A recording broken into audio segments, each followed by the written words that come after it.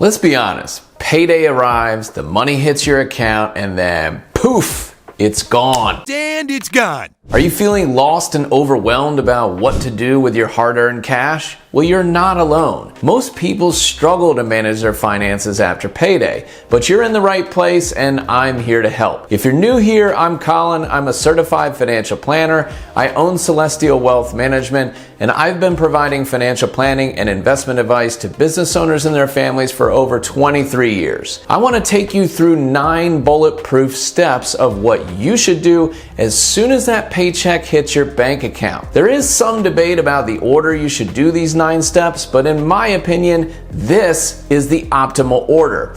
Let's start part 1, where I outline the first 5 steps of this process. And make sure you watch until the end to get my supercharged bonus strategy. All right, imagine this. You just had a lavish night out or made a big purchase like new living room furniture that you know you will have to pay for. Or maybe you're racking up credit card charges, but you refuse to check your balance. This avoidance behavior is often called the ostrich effect, where we bury our heads in the sand because we want to avoid discomfort and act like it doesn't exist. It also could be a reason to explain why 78% of the US population lives paycheck to paycheck. In other words, only a quarter of the population has any money to save or invest after paying monthly expenses. The solution to conquering the ostrich effect isn't complicated, but it requires taking control. Before we do any financial planning, you want to get clear on where you currently stand. Again, it's not complicated.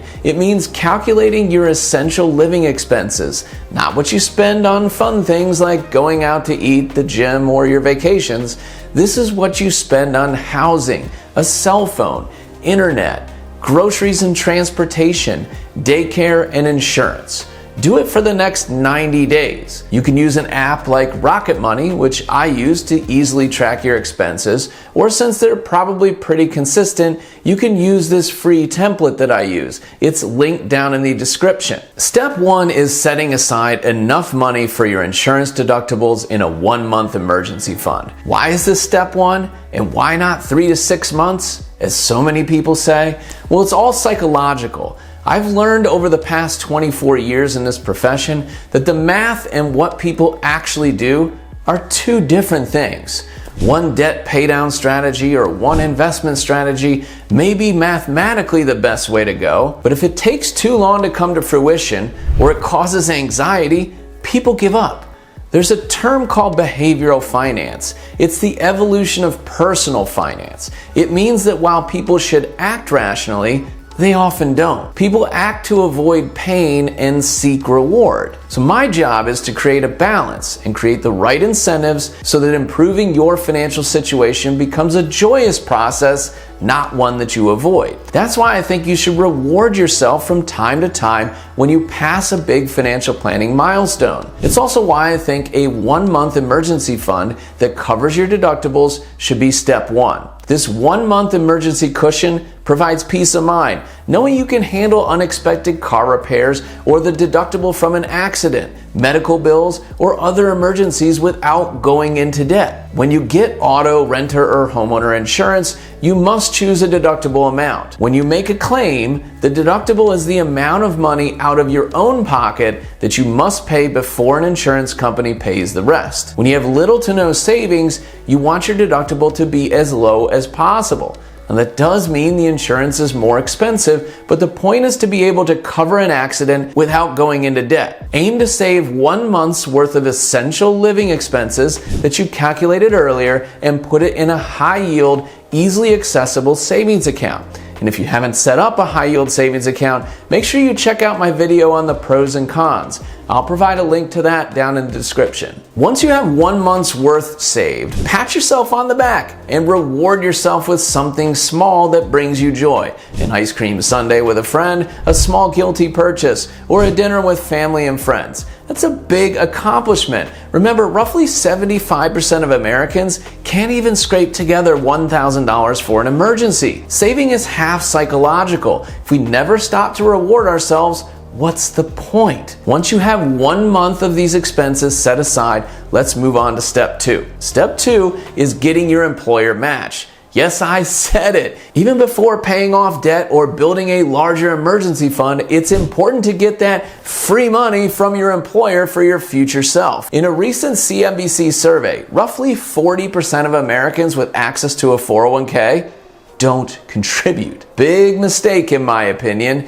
Typical company jobs come with a 401k. As soon as you are eligible, you should sign up for the plan and understand the employer match. Typically, there are two types of plans. One requires the employer to give you a minimum of 3% of your pay and put it in the retirement plan whether you contribute or not.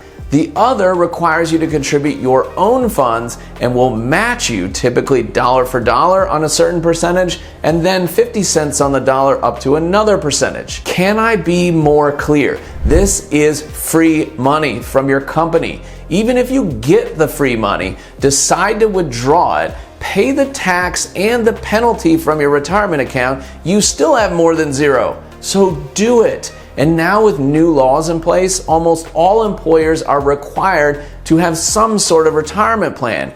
Get that money. Your future self will be very happy. Now, step 3 may be the hardest for many people. In the United States, according to TransUnion, the average credit card balance per person was $6,295 in January 2024. What's worse is that the average interest rate on that debt is 22.75%. Holy cow! Many of us use credit cards to pay for everything from furniture to clothes to Starbucks coffee. Credit cards aren't inherently bad. There are many good uses for them, but if you do not pay that credit card bill off in full each month, you're overpaying and you're bleeding your net worth. It's as simple as that. Here's the money saving tip that you already know. Avoid credit card debt. It's expensive, like really expensive. That $5 coffee may actually cost you $10 by the time you're done paying for it. That $150 pair of shoes may cost you over 2 times that amount in interest if you take 4 to 5 years to pay them off. The focus of step 3 is to pay down high interest debt.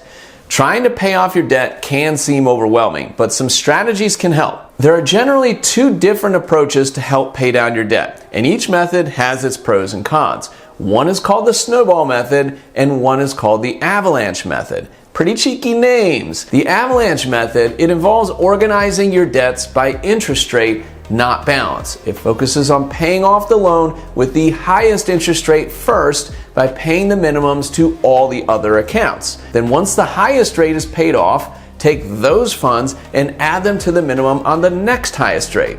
That creates an avalanche of growing funds targeting higher and higher interest debt. Mathematically, this makes a lot of sense. However, depending upon the balance size, it can take much longer to see a noticeable difference and can be discouraging, making it difficult to stick to the plan. I've seen many people give up using this approach, but if you stick with it, it can save you money in the long run. Now, because of psychological factors, I favor the second approach, the snowball method. In the snowball method, you organize your debt by balance size, not interest rate.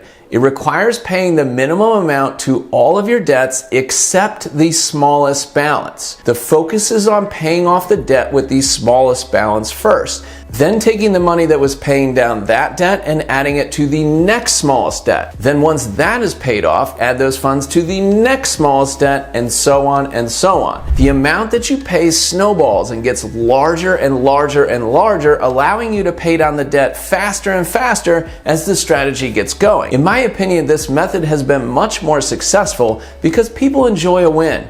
You see a debt get paid off, that's a win, a reason to celebrate, and that creates endorphins in the brain and helps keep you focused on paying off the next one. In many cases, people pay off debt quicker using this method and save more money on interest because they get less frustrated and enjoy seeing the wins from paying off individual debts. Now, a way to supercharge these payoff strategies is to take advantage of balance transfer offers. I would assume that most people are aware of balance transfers, but if the average interest on credit card debt is almost 23%, there are plenty of people not taking advantage of them.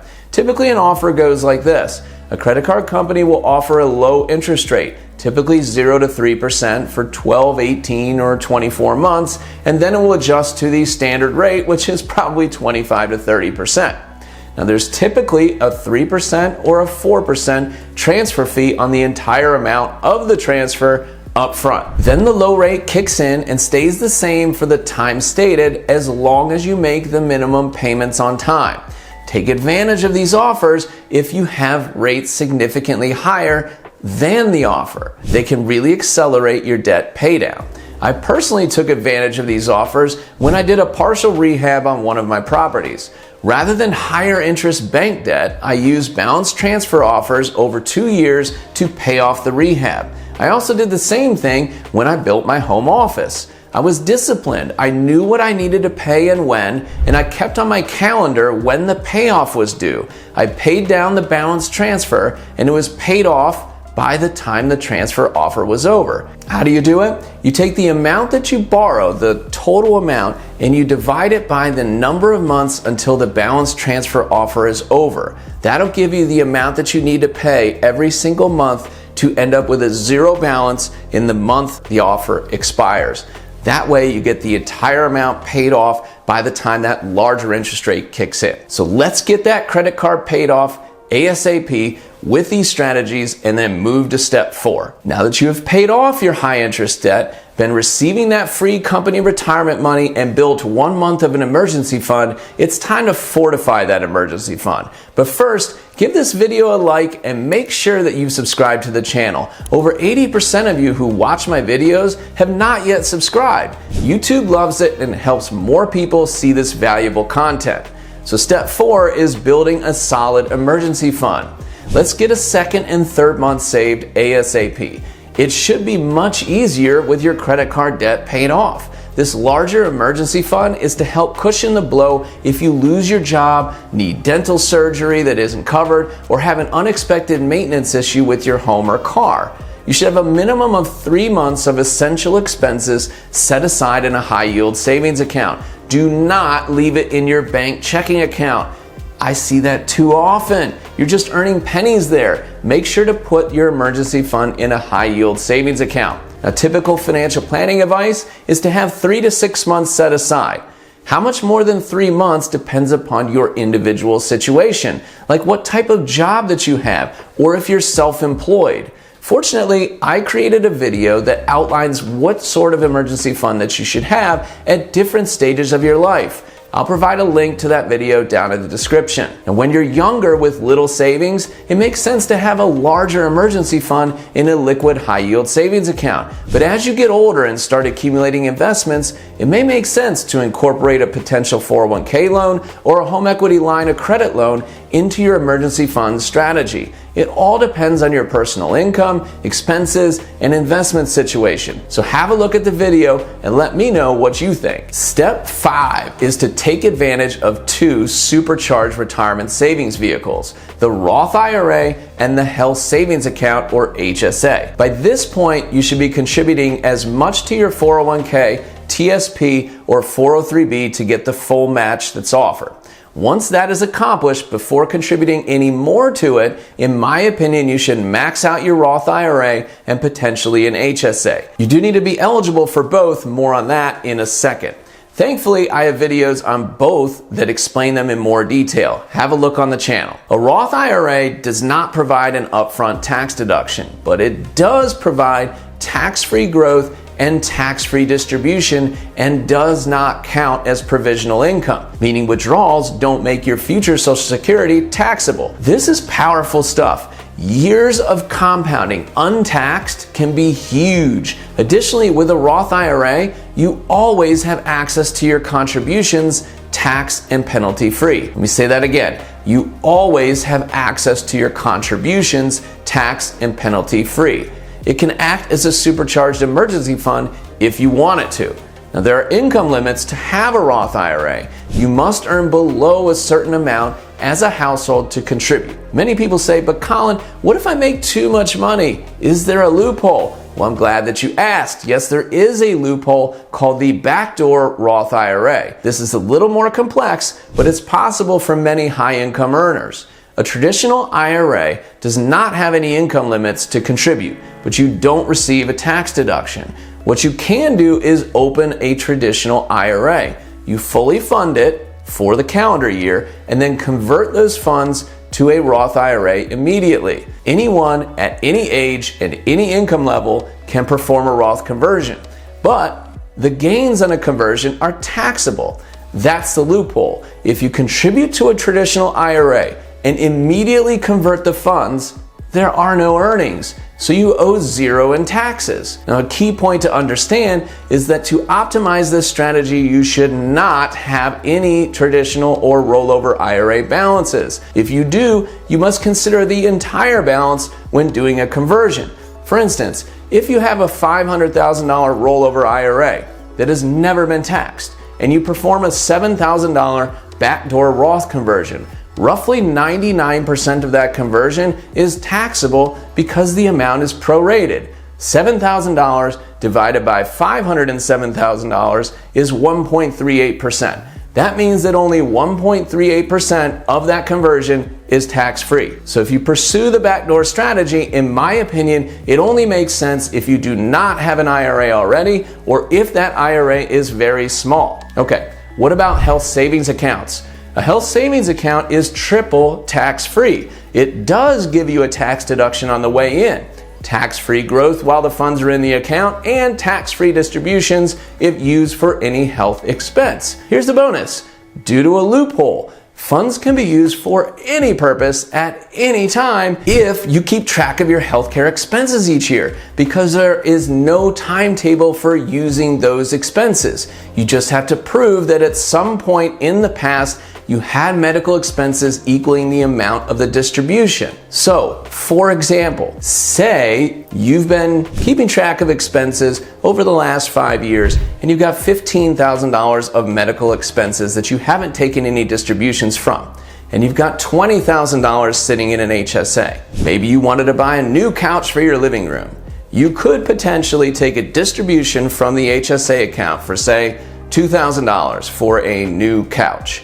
And you could link one of those old medical expenses, or a bunch of them totaling $2,000, to that distribution. So technically you did a distribution for medical expenses, but in actuality you used the money to buy a couch. You can learn more about that secret strategy in this video. I'll provide a link to that in the description as well. There is one caveat here. To have access to an HSA, you need to have a high deductible healthcare plan. Who are the best people to have high deductible healthcare plans? People who are in good health and have extra funds to invest in an HSA. All right, we've reached the end of part 1, how to take control of your paycheck. Now that you have an outline of the first 5 steps to take control of your paycheck, take a deep breath and then watch part 2. In part 2, I cover steps 6 through 9 and my bonus strategy for supercharging your net worth. You can watch part 2 next by clicking right here.